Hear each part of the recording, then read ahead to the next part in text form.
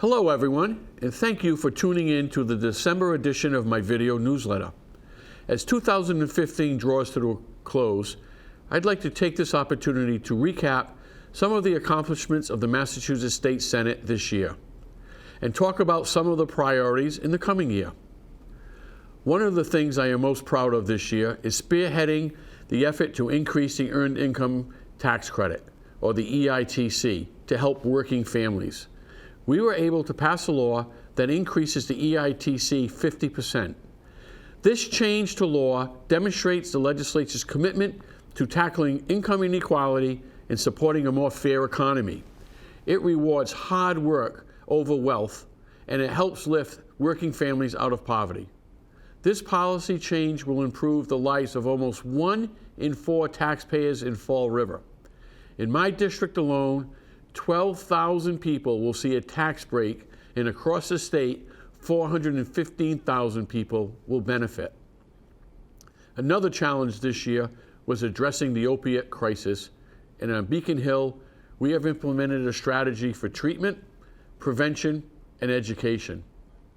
In October, the Senate passed the Opiate Addiction Prevention Bill, which focuses on prevention and reducing the number of opiate pills in circulation by working with doctors, insurance companies, pharmaceutical companies, and pharmacists. In addition to the efforts to expand access to treatment for those battling addiction, this legislation is a proactive step in preventing addiction in the first place. Also this year, the legislature redoubled our efforts to fund programs that are proven effective in combating addiction. We made substantial budget allocations to the Substance Abuse Trust Fund, which will fund a variety of treatment services, including detox, step-down, and outpatient treatment.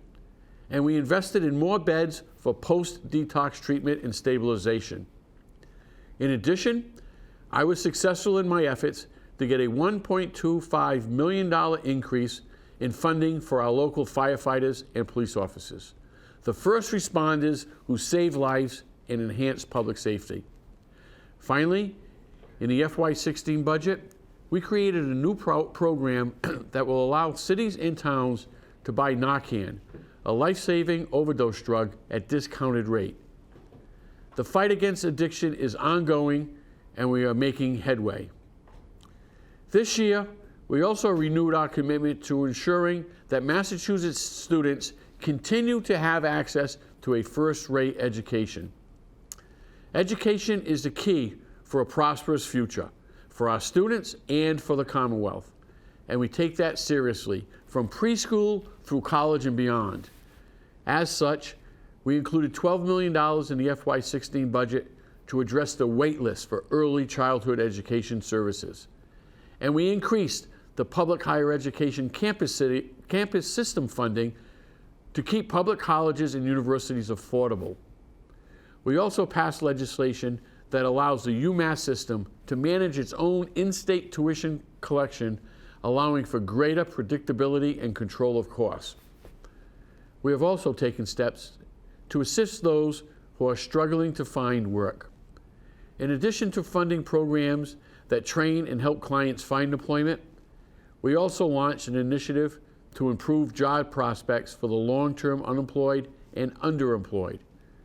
This initiative will train unemployed and low-wage workers to upgrade their skills and then make them more competitive, as well as partner with community colleges to provide training and opportunities for the long-term unemployed.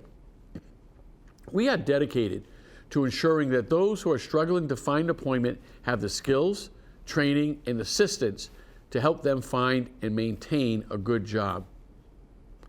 On the climate change and clean energy front, there's been a lot of progress this year, although there is continued work to be done in the second year of this legislative session.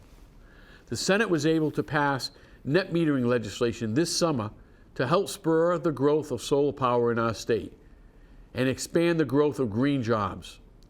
We also passed a climate adaptation and resiliency plan to ensure that Commonwealth is prepared to address the consequences of climate change in regard to resiliency, preservation, protection, restoration, and enhancement of our man-made and natural infrastructure. Both of these bills have been sent to the House of Representatives, and I expect final passage in 2016. We have also passed legislation to protect taxpayers and assure a stable future. We put $120 million back into the rainy day fund, representing a significant investment in the state's reserve fund. We also passed legislation that provides relief for homeowners who have purchased foreclosed properties.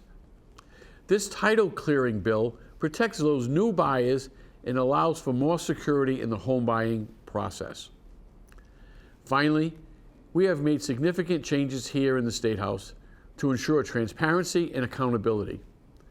I served as the chair of the Commonwealth Conversations Tour, a first-of-its-kind listening tour across the state to meet with citizens and give them an opportunity to help set the agenda for the Senate.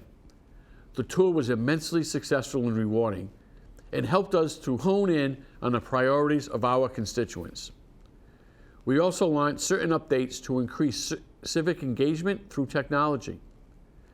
And I will continue my efforts to make myself as accessible to my constituents as possible, and I have always appreciated your interest and your engagement. For a full list of Senate accomplishments, please click the link posted on my Facebook. And as always, thank you for watching, and I wish you all a very Merry Christmas and most of all, happy and healthy New Year for a great start to 2016. Thank you all.